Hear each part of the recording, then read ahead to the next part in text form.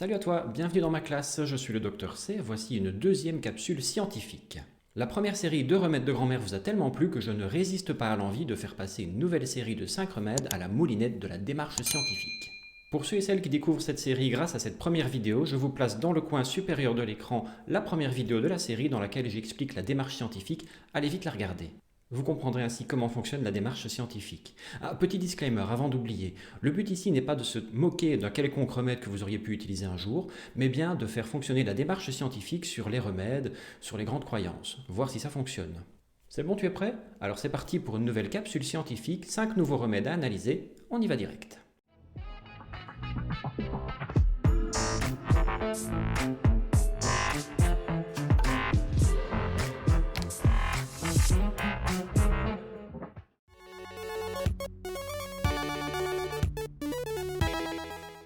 Pour commencer ce premier remède, j'ai trouvé un site qui s'appelle grandmère.net. Alors, c'est pas ce que vous croyez, bande de petits vicieux, il s'agit bien d'un site qui est spécialisé dans les remèdes de grand-mère. Et bien entendu, sur ce site, on retrouve une rubrique santé qui regorge de conseils divers et variés pour améliorer votre santé. Mon œil a été rapidement attiré par cet article sur le thé vert et le régime. Étant moi-même consommateur de thé, j'ai lu ces lignes. Le thé vert empêche l'absorption des graisses par l'organisme et accélère leur destruction. Les feuilles de thé vert empêchent l'absorption du sucre, qui sera alors absent de votre métabolisme. Bon, à première vue, je dirais qu'un organisme qui est complètement privé de sucre pourrait survivre à peu près 5 secondes, car c'est uniquement de sucre que se nourrit le cerveau.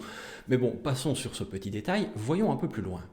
J'ai donc étudié pour vous une méta-analyse, publiée dans la revue Nature, dont je vous place le lien en description de la vidéo. Une méta-analyse, c'est une analyse globalisée de plusieurs études, 49 dans ce cas-ci, qui propose des conclusions en fonction des études précédentes. En gros, c'est le niveau de preuve le plus élevé que l'on peut trouver en médecine. Cette méta-analyse s'appelle « Effet du thé vert sur le maintien du poids et la perte de poids ». Franchement, on peut difficilement être plus dans le thème. Les molécules intéressantes dans le thé vert s'appellent les polyphénols. Ces molécules sont connues depuis très longtemps pour leur prévention cardiovasculaire et également pour leur effet antioxydant. Dans cette méta-analyse, la consommation de thé vert semble en effet favoriser la perte de poids, 1,3 kg en moyenne, et le maintien du poids actuel. Attention ceci dit, car les données ont été récoltées suite à la prise de hautes doses de polyphénol, mais également de caféine jusqu'à 300 mg par jour, soit l'équivalent d'environ 3-4 cafés espresso ou 2-3 cafés filtres. Par contre, cet effet a été plus marqué sur les patients d'origine asiatique que sur les patients d'origine caucasienne. Ceci pourrait s'expliquer par certaines particularités génétiques entre les différentes populations. De plus, l'habitude de consommer du café est également un facteur déterminant pour l'efficacité de ce genre de traitement. Donc en résumé, si vous appréciez le thé vert et que vous souhaitez perdre un petit peu de poids, allez-y bien entendu, ce ne sera que bénéfique pour votre santé, mais n'en attendez pas des miracles. Avec une perte moyenne de 1,3 kg, surtout chez les personnes d'origine asiatique, vous allez voir que vous n'allez malheureusement pas fondre comme le promettent les publicités. Oui, docteur, j'ai lu un article sur le site grandmère.net et depuis je bois jusqu'à 8 tasses de thé par jour. Du thé vert, oui. Non, j'ai pas perdu de poids, non. Bon, vous croyez que c'est à cause des 6 sucres que je mets dans chaque tasse? Ouais, mais sans ça, c'est tellement amer, c'est dégueulasse.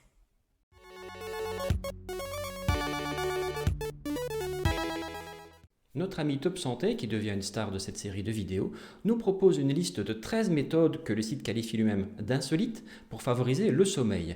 Alors, je ne vais pas faire une étude sur les 13 méthodes parce que ça prendrait des heures et vous allez vite comprendre pourquoi je ne vais pas le faire, mais voici ce qu'on peut trouver dans l'article que je vous place bien sûr ici en dessous en description. Un bain avec l'eau de cuisson de feuilles de laitue. Faites cuire une laitue, gardez l'eau de cuisson pour l'ajouter à votre bain. Bon, est-ce que ça vaut la peine que je fasse une recherche là-dessus ? Un bain de tilleul. Ah, le tilleul, c'est une plante intéressante. On va en parler juste après, mais moi je parle évidemment du tilleul en tisane. À moins que vous ne buviez l'eau de votre bain. Des épluchures sous votre oreiller. C'est sûr, vous dormirez mieux, parce que votre conjoint ne voudra sûrement plus dormir avec vous.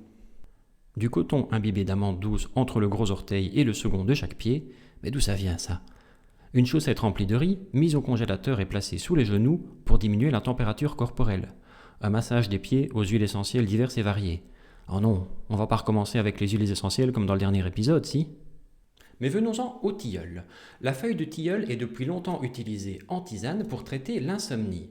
Mais quand on utilise la démarche scientifique, est-ce qu'on trouve quelque chose qui corrobore cette utilisation ? Eh bien, étonnamment, je n'en ai pas trouvé.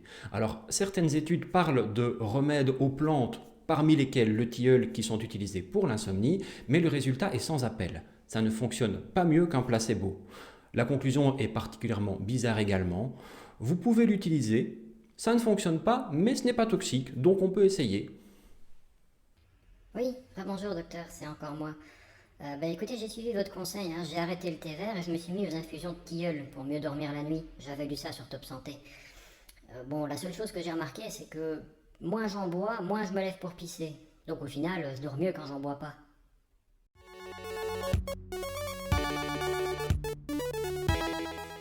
On continue notre petit tour des remèdes avec cette fois le magazine Cosmopolitan qui nous propose un remède contre la chute des cheveux. Une fois de plus, le lien est ici en dessous, dans la description. Et au passage, j'en profite pour faire un petit coucou à Romain de EBBH. N'hésitez pas à le suivre sur Twitter, vous ne serez pas déçus, je vous place le lien juste ici.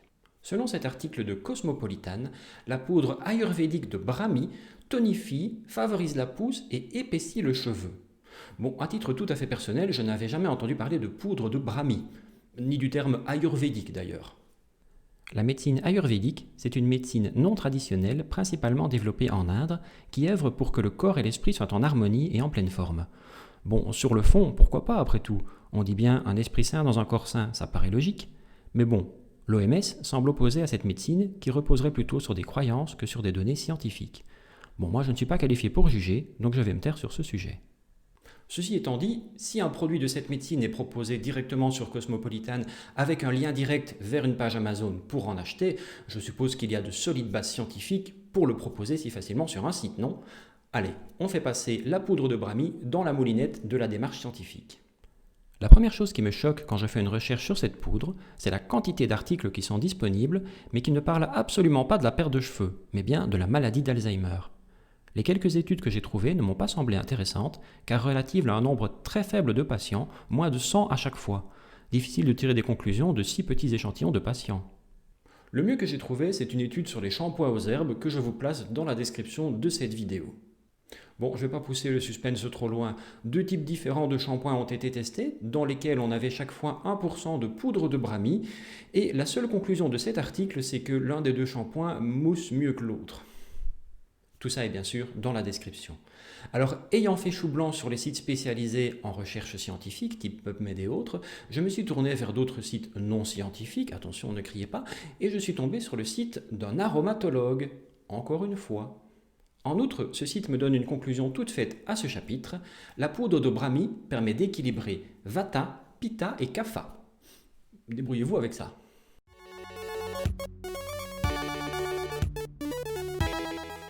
Pour ce 4e remède, on retrouve une nouvelle fois nos amis de Top Santé qui nous proposent un remède plutôt osé pour le mal de tête.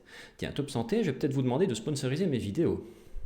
Pour lutter contre le mal de tête, donc selon Top Santé, il s'agit de réaliser ici une mixture d'eau tiède et de piment de Cayenne, de fabriquer une pâte avec ceci et puis de se la badigeonner à l'intérieur des narines. Est-ce que quelqu'un a déjà essayé ça, franchement ? Le piment de Cayenne contient de la capsaïcine. La capsaïcine, c'est la fameuse molécule qui donne cette impression de chaleur, de brûlure quand vous l'avez dans la bouche. À titre tout à fait personnel, j'utilise cette molécule parfois pour faire des pommades chauffantes pour les sportifs, mais également dans des crèmes pour lutter contre les douleurs suite à un zona. Et tiens, tant que j'y pense, je vous place ici le lien pour la capsule pathologique sur le zona varicelle. Par contre, se badigeonner l'intérieur des fosses nasales de capsaïcine, je dois vous avouer que je n'y ai jamais pensé. Mais bon, je vous dis dans la première vidéo qu'il faut tout remettre en question, il ne faut pas avoir peur de rechercher. Alors, faisons une recherche sur la capsaïcine en intranasal. Ah, un lien vers un article sur la capsaïcine dans le nez. Ah non, il s'agit d'un article qui évalue l'utilisation de cette molécule en intranasal pour lutter contre la rhinite chronique. Le nez qui coule en somme. Si ça vous intéresse, je vous place quand même le lien dans la description. J'ai également trouvé quelques utilisations de la capsaïcine en intranasal dans quelques études sur le cluster headache, une maladie particulière qui doit être suivie et diagnostiquée en neurologie. Pas pour le tout venant donc. Donc à nouveau, chou blanc pour moi. Ceci dit, ça ne va pas m'empêcher de vous parler de l'utilisation de la capsaïcine dans la douleur, principalement post-zona. La capsaïcine, en produisant une impression de chaleur, stimule les récepteurs neuronaux sensitifs. Ah, une bonne raison de revoir la capsule médicale sur le neurone ici. Ces récepteurs sensitifs, ce sont des très grosses fibres nerveuses, un petit peu comme des autoroutes, qui permettent en arrivant au cerveau de bloquer ou d'outrepasser le signal transmis par les fibres douloureuses qui sont beaucoup plus petites. Cela s'appelle la théorie du portillon. C'est d'ailleurs pour ça que spontanément, quand vous vous cognez la tête, vous vous frottez le cuir chevelu pour faire passer la douleur, ou que le médecin frotte un petit peu la peau avant de faire une piqûre pour un vaccin par exemple. En faisant ça, on ne diminue bien sûr pas la stimulation des fibres nerveuses de la douleur au niveau de la peau, mais on diminue l'intensité du signal douloureux qui est reçu au niveau du cerveau. On ressent moins la douleur. Bon, vous avez compris le principe, mais de là à se tartiner du piment à l'intérieur du nez quand on a mal à la tête, j'ai pas de base scientifique pour vous l'affirmer, mais cette fois-ci, croyez-moi sur parole, ne faites pas ça. Oui, ça vient. Je suis en train de mélanger, tu vois bien. Tiens, tu prends ça avec un petit bâton, tu te le mets dans le nez.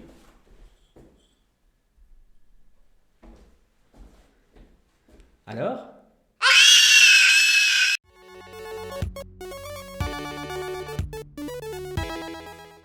Que celui ou celle qui n'a jamais entendu parler du gingembre dans les problèmes de troubles de l'érection lève la main. J'attends. Le gingembre est une plante originaire d'Inde, oui, encore une fois, mais c'est le hasard, dont on utilise le rhizome ou la racine pour assaisonner certains plats. On l'utilise également dans la fabrication du pain d'épices ou pour aromatiser certaines boissons. Et comme vous le voyez dans cet article, qui une fois de plus est dans la description, le journal Santé Magazine nous propose des infusions de gingembre pour augmenter l'afflux sanguin dans le pénis et dans le vagin. Eh bien, étudions ça. Une étude publiée en 2018 a recensé les différents articles qui s'intéressaient à l'effet du gingembre sur la production de testostérone. Le lien est encore une fois dans la description. Ils ont en effet trouvé un effet positif, le gingembre permettant d'augmenter surtout la production de LH, une hormone hypophysaire qui agit sur le testicule chez l'homme et sur les ovaires chez la femme. Cette étude a montré entre autres que différents facteurs chimiques intervenant dans l'érection étaient augmentés lors de la prise de gingembre et que le poids des testicules augmentait. Oui, enfin, cependant, ces résultats chez l'animal n'ont pas été confirmés chez l'être humain.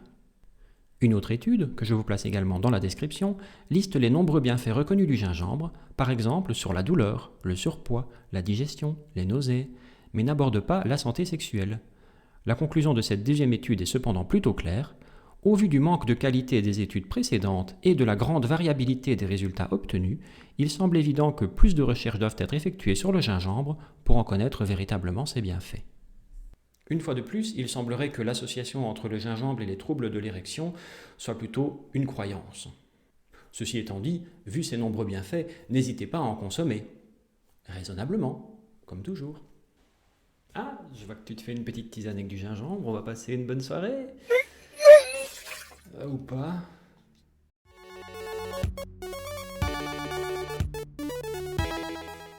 Bon, vous l'avez compris, une fois de plus, il y a du bon, du moins bon et du carrément idiot dans les remèdes dits de grand-mère. Une fois de plus, le plus important pour moi est de développer votre esprit critique. Ne vous laissez pas faire, ne vous laissez pas avoir par un article ou une vidéo qui semble bien ficelée, mais renseignez-vous, mettez en doute. Pourquoi, comment, à quelle dose? Ce sont des questions qui me semblent primordiales avant de commencer un autotraitement. Merci à tous pour votre fidélité. N'hésitez pas à mettre un pouce bleu à cette vidéo si elle vous a plu, à vous abonner à la chaîne ou à la partager sur vos réseaux sociaux favoris. Et n'oubliez pas, vous pouvez me partager dans les commentaires de cette vidéo vos remèdes de grand-mère. S'ils sont intéressants, s'ils sont un petit peu argumentés, je les utiliserai pour une prochaine vidéo. En attendant, prenez soin de vous et on se retrouve très bientôt pour une prochaine capsule médicale. La prochaine, c'est sur les bactéries. Salut!